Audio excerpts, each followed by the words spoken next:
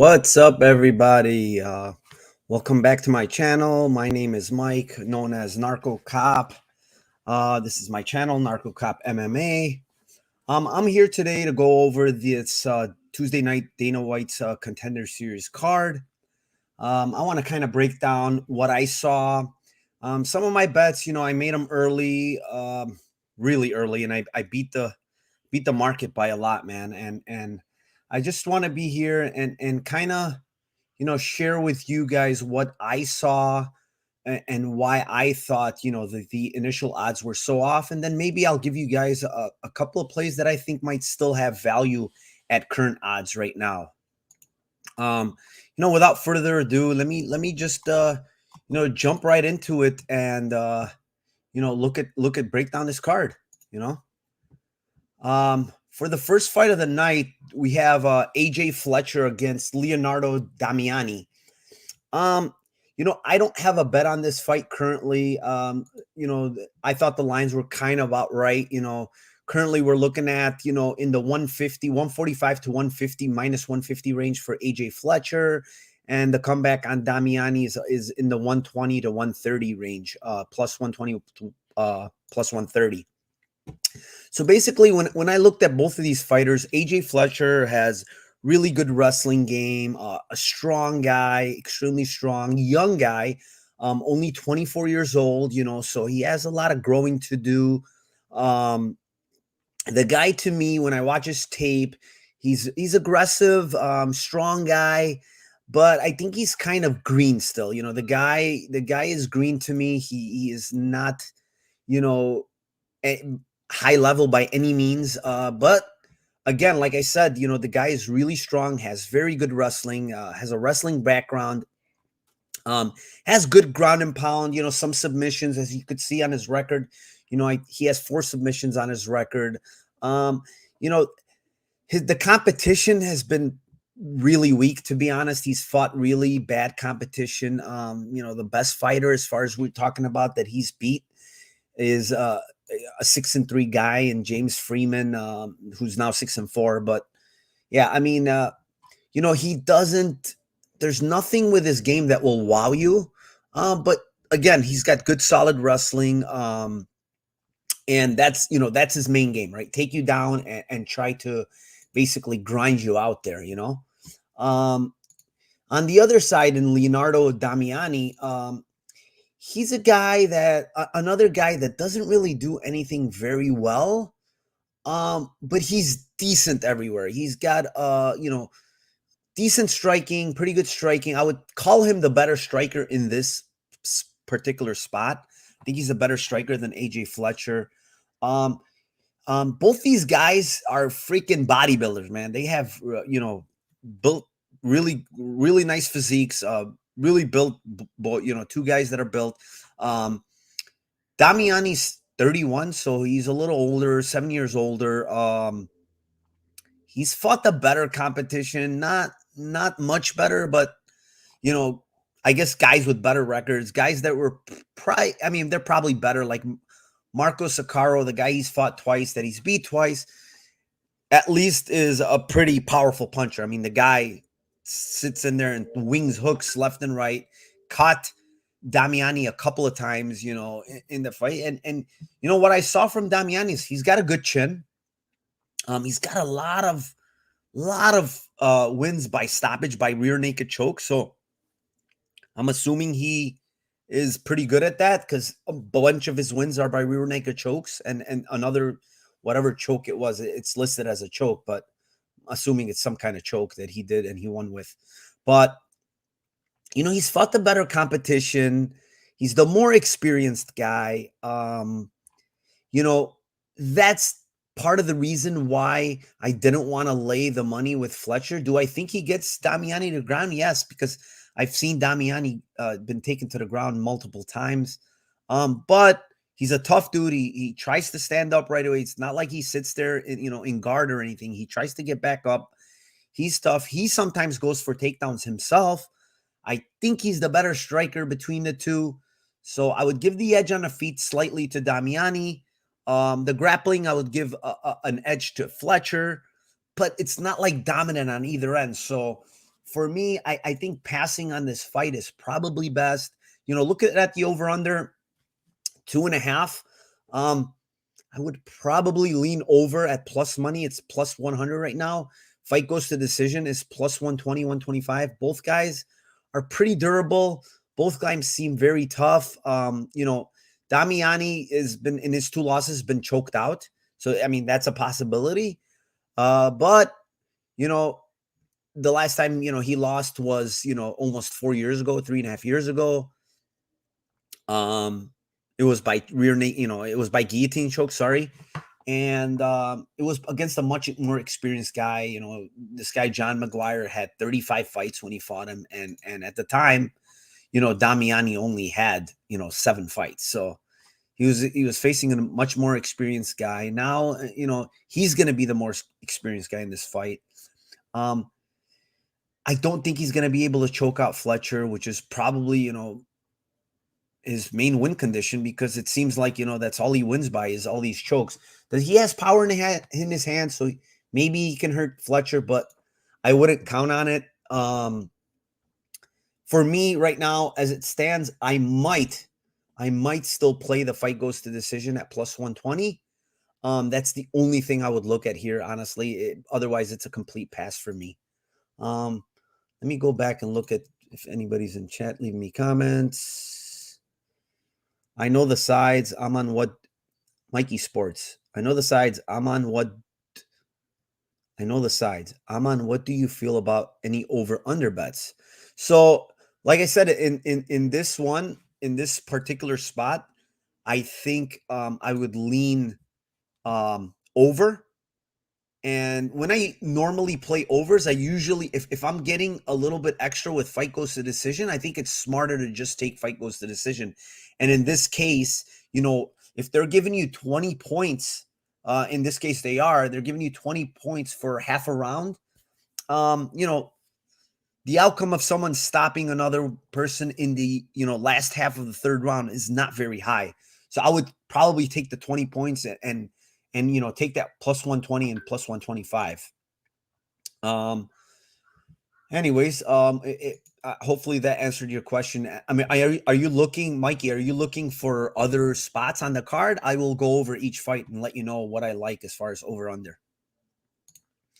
Moving on to the next fight. It's a fight between Victor Moreno and Carlos Candelario. I'll start with Victor Moreno. I taped this very early. The original line on this fight was Victor. Basically, it opened. Victor Moreno was a minus. I don't know how or why he was a minus 500 at some point when it opened, and this line slowly got bet down. And when I taped it, which was, I believe, on Sunday. I taped it on Sunday, and I watched both fighters, and I'm like, why is this? And at Sunday, the line was, Moreno was minus 400 at the time, I believe. And I said to myself, I said, why is this guy minus 400 right now? There is absolutely no reason or no justification to see on tape that this guy should be minus 400. So I immediately made a bet. I placed a bet on Carlos Candelario at plus. I got plus 300. I put 4 units on him. And basically the reasoning is this. Moreno, you watch his fights. He's fought the better competition. I'll give him that. He fought out at the LFA. He won a title in the LFA.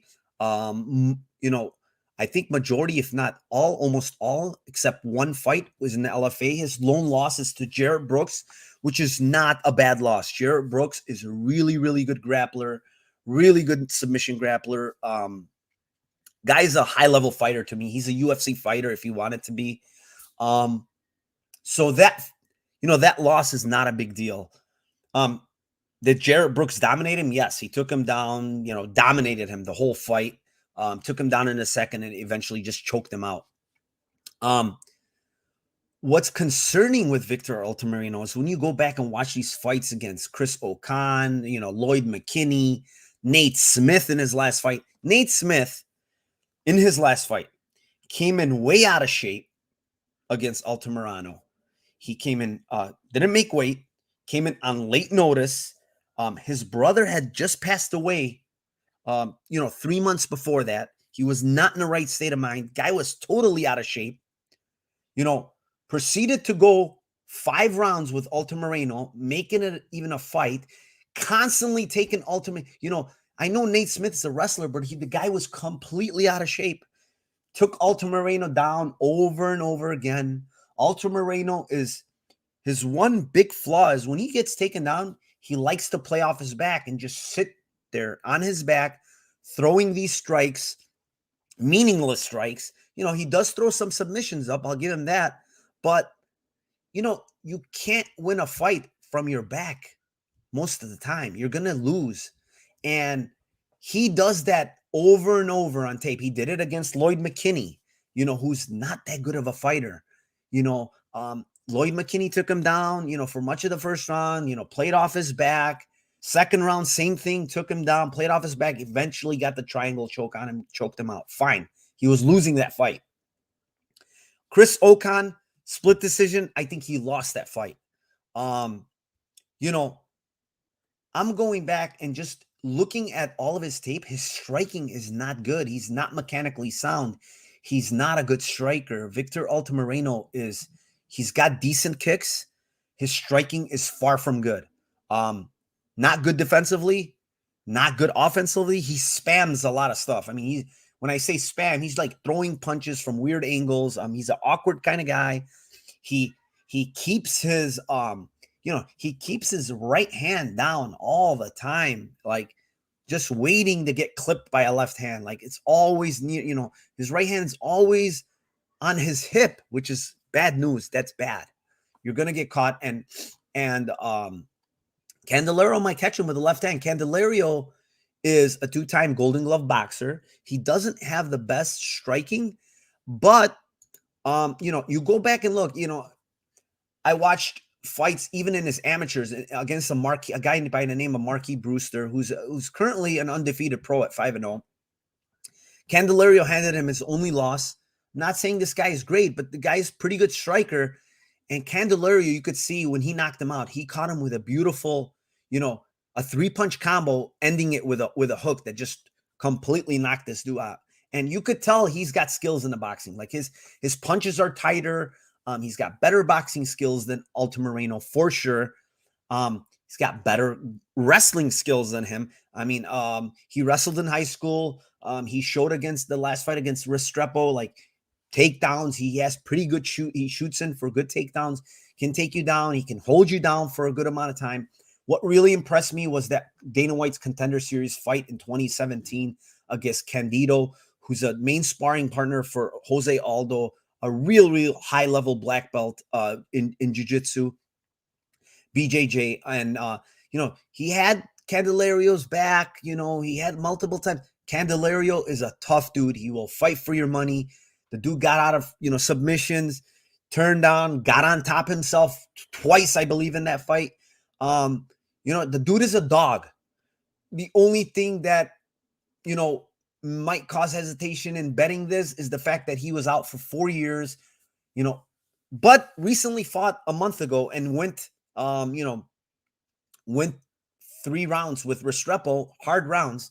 And Restrepo is not, Restrepo, you look at his record, he's 5-5, but the dude's he's lost to good guys. He's lost to Ricky Bandejas, who's, okay, he's not the best guy, but he's a former UFC guy.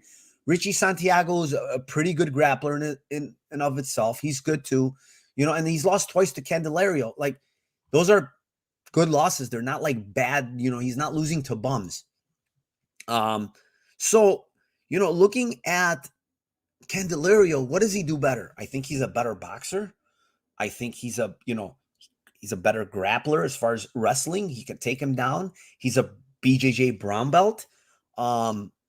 I think he might be even the better submission grappler, to be honest.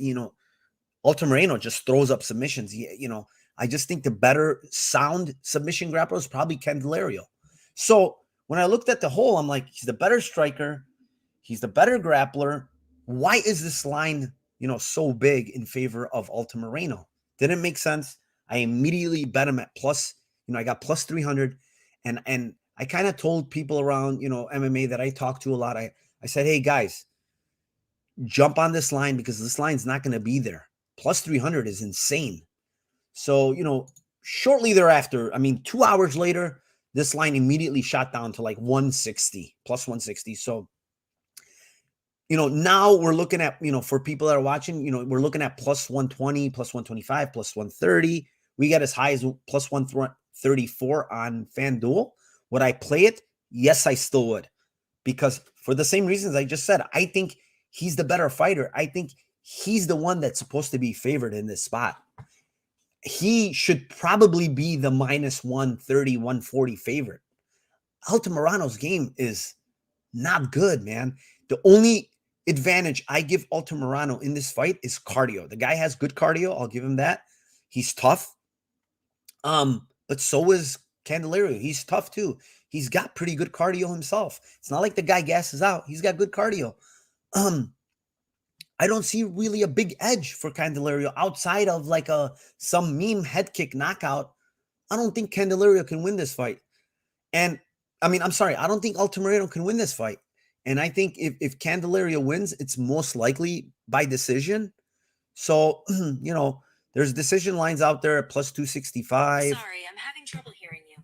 I'm not sure I'm not sure if this line is out there by decision on your books, but looking at this, like, it's Candelario for me. It's Candelario probably by decision. The over is highly juiced. It's minus 225. I wouldn't touch it.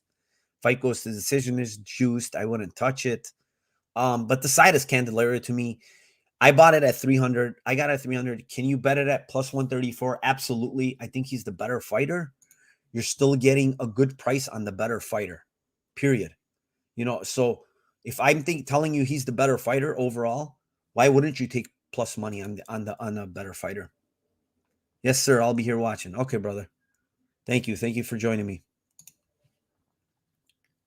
So that's the breakdown on that. Let's move on to the next fight. Diego Lopez versus Joe Anderson Burrito. Man, this fight right here, guys, it's going to be entertaining as hell. You got Joe Anderson Burrito. You go back and watch this dude's fights, and this guy is an absolute animal. Swings for the fences, super aggressive. This guy's aggressive. The minute the bell rings, he's coming after you, swinging big, looking for the knockout. This guy has heavy, heavy hands. You could see almost all his fights. One of them he had a draw, and the other one went to decision. Everything else, dude, this guy is getting you out of there, man. He is very, very, very aggressive, really strong. You could tell, when guys are taking him down, he's usually getting up. He's pretty strong. He doesn't settle. Tough guy. This guy's out of the shoot box. So, these guys just going for the kill immediately. His last fight, in LFA, he beat that guy, Jose Mariscal, who's a tough guy of himself. He's fought really good guys. The knockout was brutal, man. This guy throws heavy, heavy hands. But I do see some flaws in him. He gets taken down a lot versus good grapplers. They controlled him. I think he got controlled a lot by this, Johnny Iwasaki guy for most of that fight. Iwasaki was winning that fight up until, he got tired somewhere in that third round towards the end. Burrito reversed him, got on top, got his back, started punching him. Eventually, ref stopped it. But Iwasaki was dominating him. Like, he had top control for much of that fight. Eventually, Burrito's tough. Didn't get out of there. Eventually turned it around, got him out. Wellington Prado. He fought a guy in Wellington Prado. Pretty good guy, too. Good striker. Currently 11-2. It was a back-and-forth fight. He hurt Prado. Prado hurt him. Prado got him down. Burrito got him down. So it was a back-and-forth fight. Tough fight. Burrito looked exhausted in the second round, man. He looked tired. Got Prado's back. It was, To his credit, this fight was very, very, very high pace, insane pace. I could see anybody probably gassing in 2 rounds there. So, eventually got his back and subbed him. But, you know, I go to see this, the next fight, Suarez, he got taken down in that fight. He gets taken down, and that's one thing I noticed. So I think, in a guy in Diego Lopez, who is, still, young, 26 years old, has already 22 fights under his belt. Brazilian guy that's fighting out of Mexico, has been fighting out of Mexico for a while.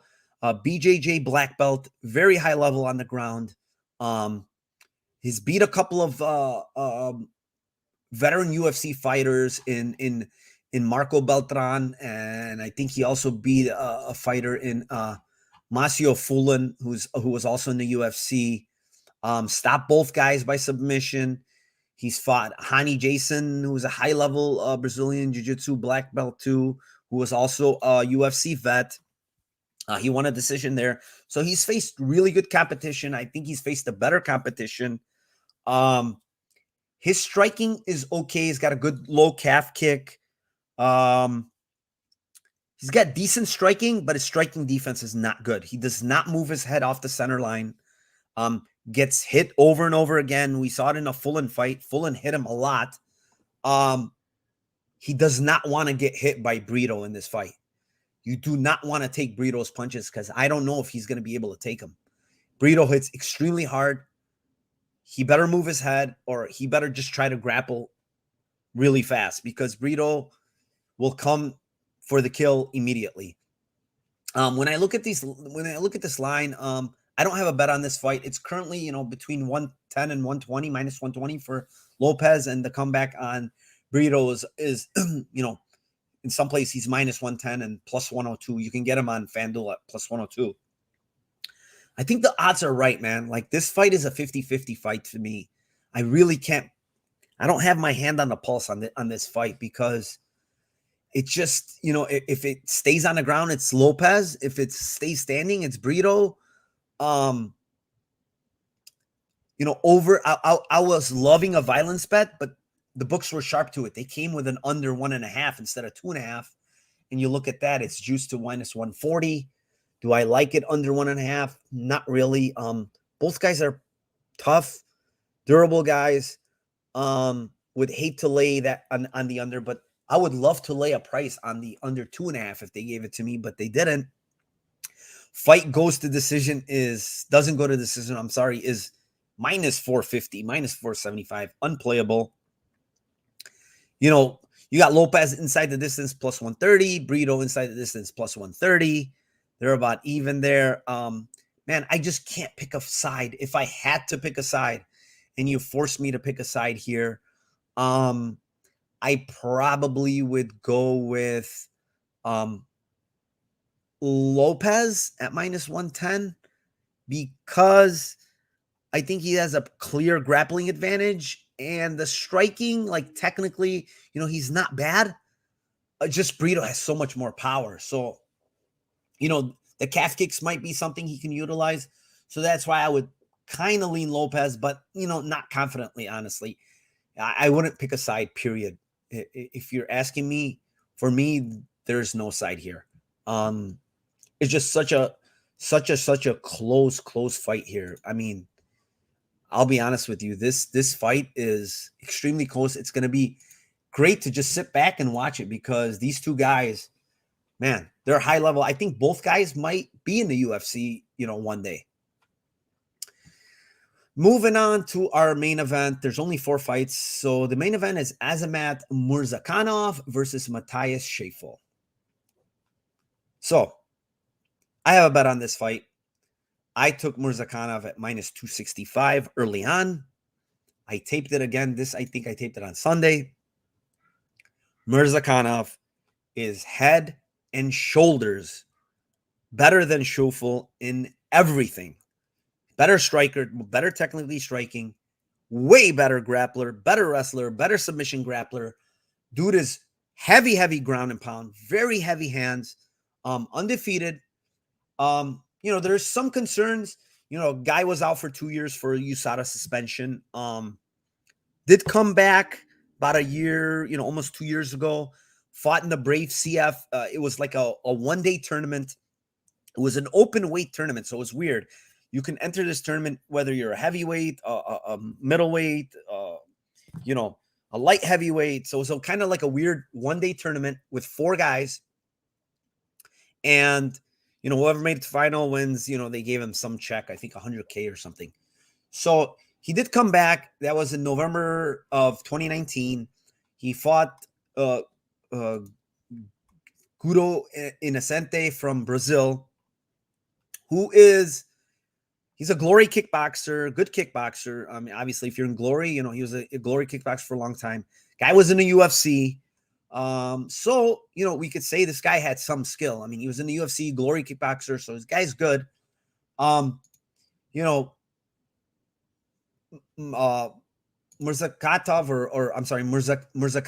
clearly beat him standing, wrestled him, almost had him out at some point, hurt him bad.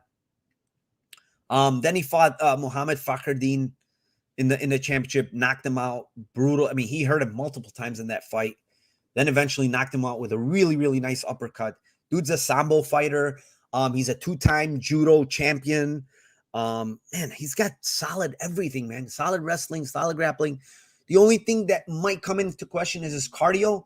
I don't know how good it is. We saw him go the distance against Inocente. He didn't look bad. Came back the same day, fought another fight, knocked the guy out in 1 round, right? Guy is really good, man. This guy, I think, has, he's not young, but I think he can win. This guy can have string wins in the UFC. That's how good he is. He's got good hands, very good wrestling. This guy knocked out Andrew Muniz, who we know is in the UFC, knocked him out cold with one punch knockout. This guy has a lot of power, guys. A lot of power. We see Muniz right now. He's on a 3-fight winning streak in the UFC. Guy submitted Ronaldo Souza, man. Even though Souza's old, still very hard to submit that guy. Andre Muniz is a high-level black belt, but man, this guy Murzakanov is a killer, man. He's really good. Goes for the kill. I got him at minus 265, which is a gift.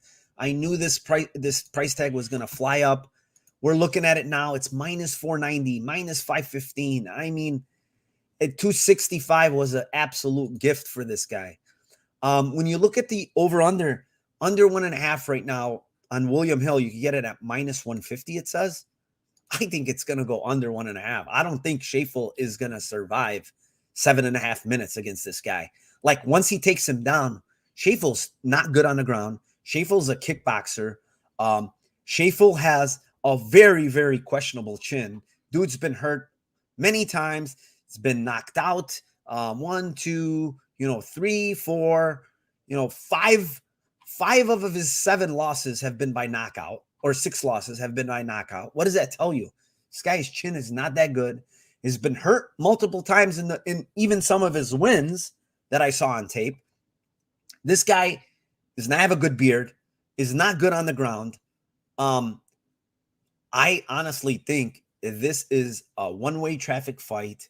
Under, I think, is the play. If you can get 150, it's kind of juiced on other ones at 180. It's kind of high.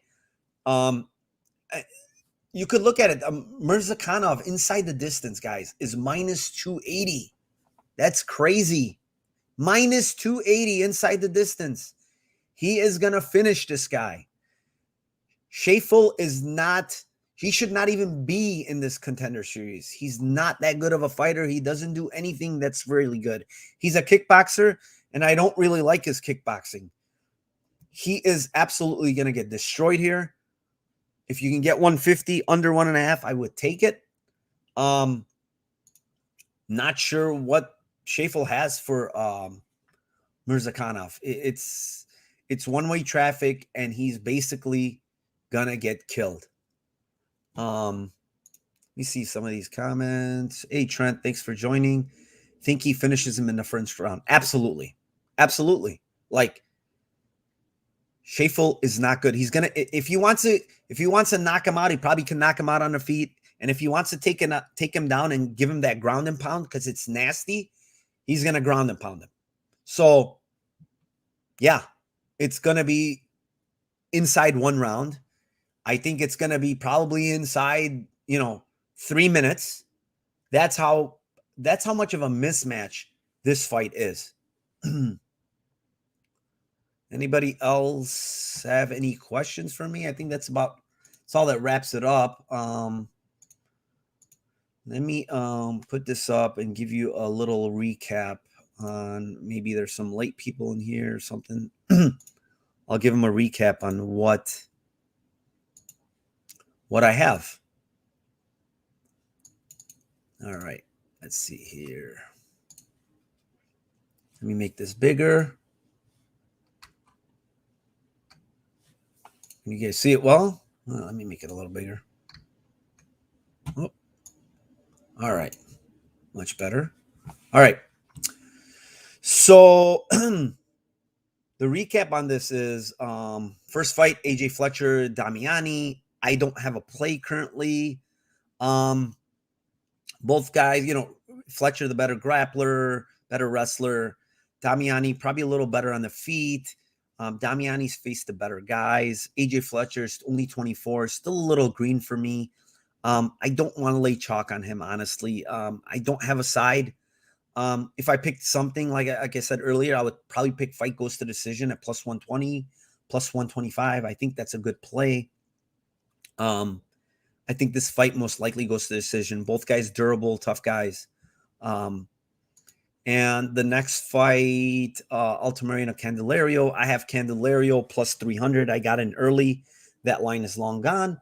But would I still play Candelario? Absolutely, at plus 134, plus 125, plus 1, any plus number. I think Candelario is a better fighter. You're getting value in the better fighter. I would take Candelario at plus money here. Absolutely. Comment from Jordan. Thanks for joining me, Jordan. Out of all these guys, who do you make the most money off of in the UFC? Out of all these guys, who do we make the most money off of? You mean as a fade or as a guy that we would be backing?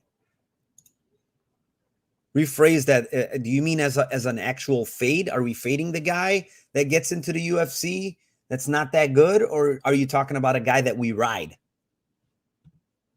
So let me know. What do you mean by that? Next fight, Diego Lopez, Joe Anderson, Burrito. It's going to be an absolute war, guys. Lopez better on the ground, Burrito better on the feet, like as far as power. Lopez has a good calf kick, really close fight. I can't pick a side. The line's right. If you got in early, at, big plus money on one side or the other, that was probably the play. Burrito at probably 150 was the play. Lopez, when it opened at plus 155 was the play.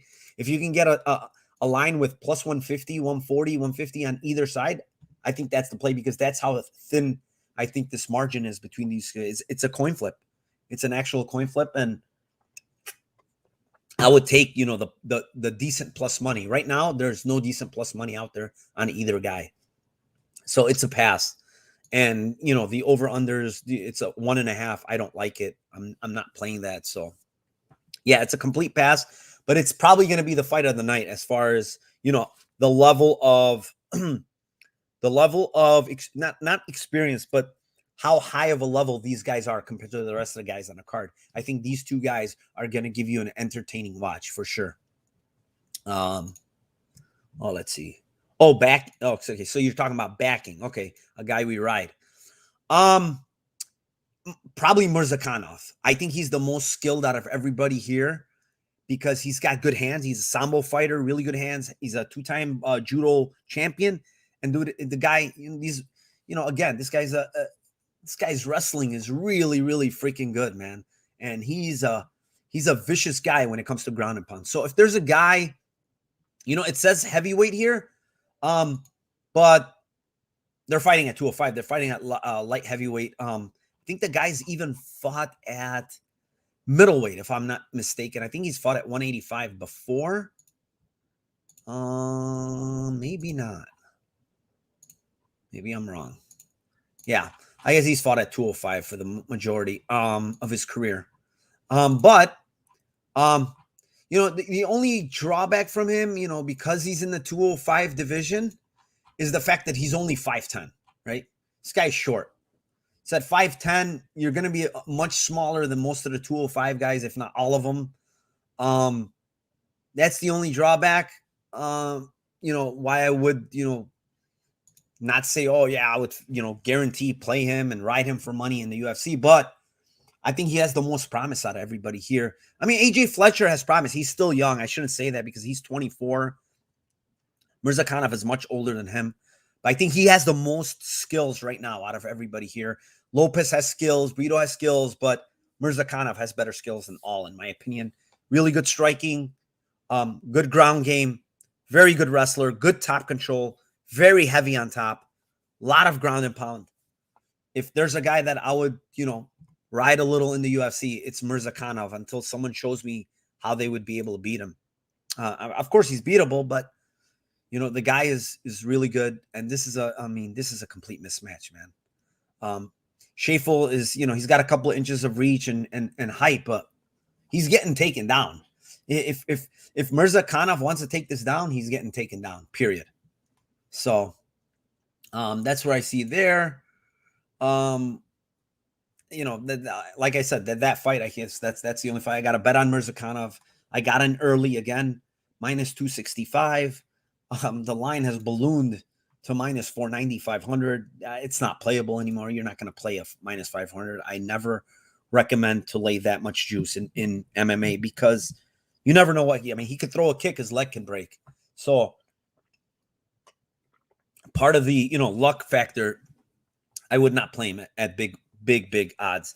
I normally don't even play guys at minus 260, 265, but this is just such a mismatch that when I saw it, I had to play it. The other play that I haven't done yet, but if you can get 150, 150 range for the under 1.5, I think you could take it. He's going to stop this guy within 7.5 minutes. He's stopping this guy most likely in the first round. I don't see what Schaefel has for him. Schaefel has kickboxing skills somewhat, nothing special. I think Murzakanov can probably even outstrike him, to be honest. So Schaefel's not faced a good level of competition. You look at these guys, they're not anybody that we know, obviously. Went to split against this guy. I watched this fight. He's 16-14. This guy's not that good. It was a really close fight. Took him down with ease multiple times, even outstruck him at times in that fight. Then when you go down, the guys that he's faced, like John Allen, who's a UFC guy, knocked him out in one. Allen's not a huge puncher. Flavio Magon knocked him out in the second round. This guy, Verrejo, seems like he's decent, 28-8, knocked him out. I mean, Kilton Abreu, I believe, knocked him out here. Like, this is, this guy's getting probably knocked out as much as he is, getting the ground and pound, whatever it is, So it's an under here. I think this fight is going to end within, 7.5 minutes. It's one-way traffic. Love DWCS. I get pumped for this shit. Yeah, I know, man. Like, I love, with DWCS, if you get on these lines kind of early, not a lot of eyes are on these smaller cards, like DWCS, LFA, shout out to Z, right? My boy Z's MMA. Check out his YouTube channel. The guy is great. He puts out great content out there. Fridays, he has the Fair Play podcast. I'm on it sometimes as a guest. But he tries to pick those spots that, in low level, heavyweights, he loves those spots with the unders, and they're always coming through for him. They're great spots. When you find a mismatch, some guy is good and the other guy's extremely low level and he's just in there for a paycheck, the under's golden most of the time. So he does that. You can find value in those fights. I try to find value when I can. When I tape it early enough, it's usually good for me. And I tape this early enough, and I crushed the value on 2 of these plays. Anybody else? Any questions? We have 5 viewers. Thank you for everybody that joined. I appreciate it. Please please subscribe to my channel. I'm going to be putting out a whole shit ton of more content out there. I'm trying to give as much as free information as I can. I'm going to try to do it earlier where you guys can actually get on the actual plays when I'm on them. So it's just hard sometimes, taping and, doing this stuff. It's time consuming, but I'm going to try to do it. Jordan, I've heard some people take the approach of fading these guys first fight in the UFC. I am not tracked, but I've done well backing some of them first fight in the UFC. So, Jordan, it depends. So, backing some of these guys at the right price is fine. But some of these guys, what happens is they come into the UFC and they're overpriced. And I'll give you a prime example of one that happened this weekend. Okay, Mana Martinez. He went into that fight and he was like a minus 350. Guy's never stepped foot in the UFC. Lost his Contender Series fight. And all of a sudden, he's fighting Guido Canetti, who's we know was 42. But the guy's experienced, fought good guys, fought the better competition. And now all of a sudden you're giving this guy minus 300, 350 when there's no reason he deserves that price. Even though he's a big hitter, Canetti's been in the UFC against much better guys. So the one thing that you can say is a lot of these guys going into UFC in their first fights are hesitant. They're, they might have, the bright lights and stuff might get to them, so you don't want to lay a big price with guys like that. Like, that's not good. Even if the guy he's shown that he's good in the Contender Series, it's not something you want to do regularly, backing these guys at big prices. But then again, like if let's say, the guy's coming into his first fight in the UFC, he's facing an okay guy that's not really experienced in the UFC, and the price is good, well, that's a more favorable matchup. Because let's say he's fighting a guy, it's his second fight in the UFC, and the guy is not that good, and you're getting, minus 110 or minus 120 on the Contender Series guy. Well, by all means, if you taped and you see that he's the side, yeah, you should be backing him. But there's no real approach unless I like watching tape. I want to see every matchup is different. So, what's good against this guy might not be good against the next guy. If this guy's a grappler and the next guy's a striker, well, it might be good if this guy is facing a grappler the first time. It might be a good matchup for him. But when he's facing the striker, it might be a bad matchup. So you can't really say who you would back based on Contender Series unless you watch tape. But again, yeah, there's talent and you like guys, but it all depends on matchups. Jordan, watching these cards definitely helps get an edge. Oh, for sure. Yeah, because you know how these guys fight, right? And, I still go back and tape them when they get on the UFC to kind of refresh. But yeah, you kind of have an idea of what the guy does, what he's good at, what he's bad at. Yeah, it gives you an edge. Most of these guys are overhyped coming to UFC. Oh, I agree. You go back and look. Like Contender, I don't know what the record is, but Contender Series guys really don't do that well. I think the tough guys do a little better than the Contender Series guys, even though those are a lot less. But yeah, the Contender Series guys haven't done really well of late, especially of late. They've basically been fade material. Yes, I started following you from. Oh, thank you, man. I appreciate it. Shout out to Z, because he always throws it out there that for you guys to subscribe to my channel and I put out content. Thank you, man. I appreciate it. Without subscribers, without people watching this, like, I can't even do it. Like, I'm going to be talking to myself and no one's going to be, the interaction I love. Like, I love comments. I love to answer all this and, kind of learn from you guys sometimes. Cause hey, listen, just because you're watching this doesn't mean you don't know as much as I do or even more. So a lot of these guys that are, in the chats know more than the actual content creator, that I'm, I would say that some people know more than me in chat. Last season was good to fade them. Yeah, yeah. Last season, those are the guys I'm talking about. Like they were fade material. Every time they came into UFC first fight, they got blown out of the water or they didn't look good. Example is Buys, who's fighting on a UFC card soon. I think he lost his very first UFC fight, even his second fight.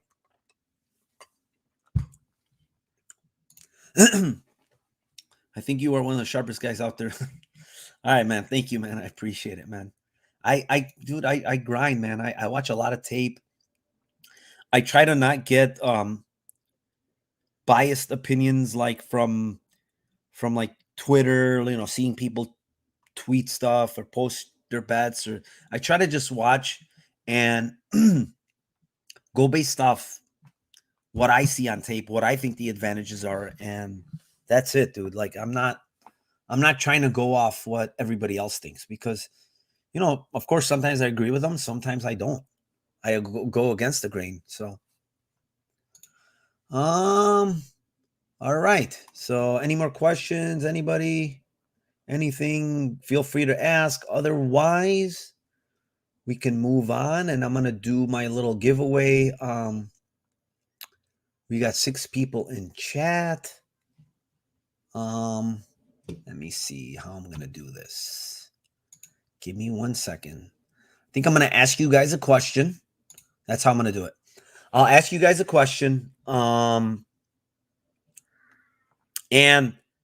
the person that answers it first in chat, the very first answer, because maybe more than one gets it right, but the person that answers it first will get the $50. You could send me your PayPal. I could do PayPal, I could do Venmo, whatever. I can shoot it over to you. It's kind of like a little thank you for being on here with me. There's only 6 of us, 6 people watching, but it is what it is. You get a free $50, one of the 6, so your chances are much better. Let me see. Let's see. I'm trying to think what question I want to ask. I didn't even have it ready, to be honest, but I already had something in mind. I think I'm going to ask it about, let's see.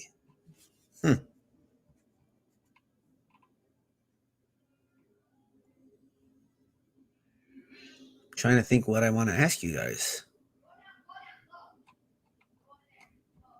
All right.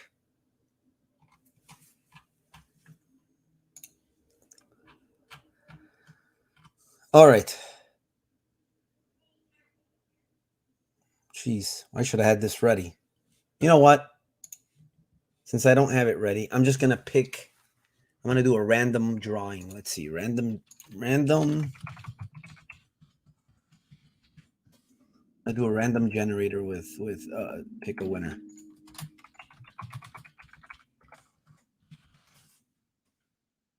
So whoever's in chat right now, if you're in chat, so you can qualify for this thing, just put giveaway in chat, and I'll add your name. So again, put giveaway in chat, and one lucky winner will get a free $50. I'm gonna add your names to the generator.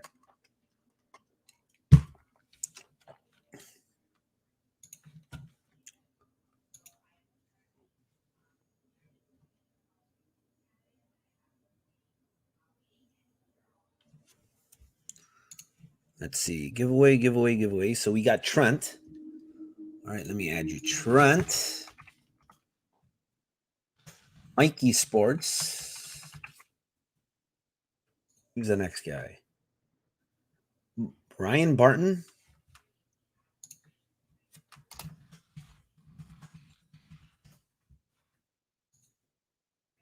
Carlos.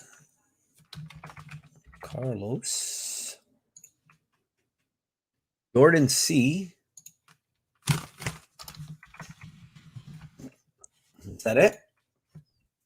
I'll give you guys 2 more minutes. Is that it? I see 5 names. It says 6 people watching, so I don't know who the 6th person is.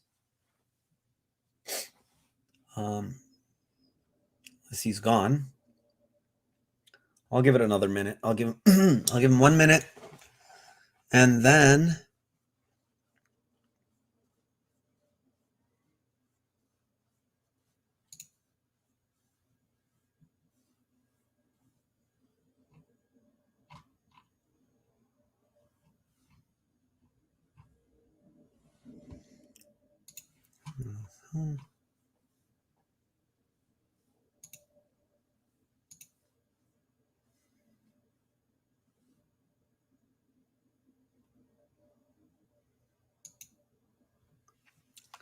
This random picker is annoying as hell. Trying to figure out a way to do this to make it so you guys can watch it. All right, that's how you do it. Okay, cool. I just tested it. All right. Let's see. All right, I guess no one else is in there. Let me put it up on stream so you guys can see it. I'm new to this stuff, so you got to bear with me a little bit, but I'm going to get it better and better. All right, can you guys see this? Hold on. Let me make this bigger. Oh, fuck. Wrong one. Sorry.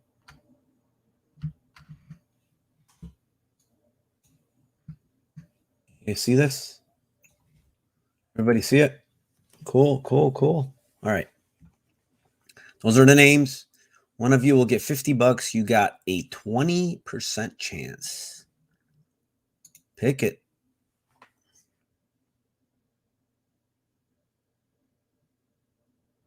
Let's see who it is. Winner is Ryan Barton. Congratulations, Ryan Barton. Do you follow me on Twitter? If you do, DM me your PayPal or your Venmo, one of those two, and I will send you $50, dude.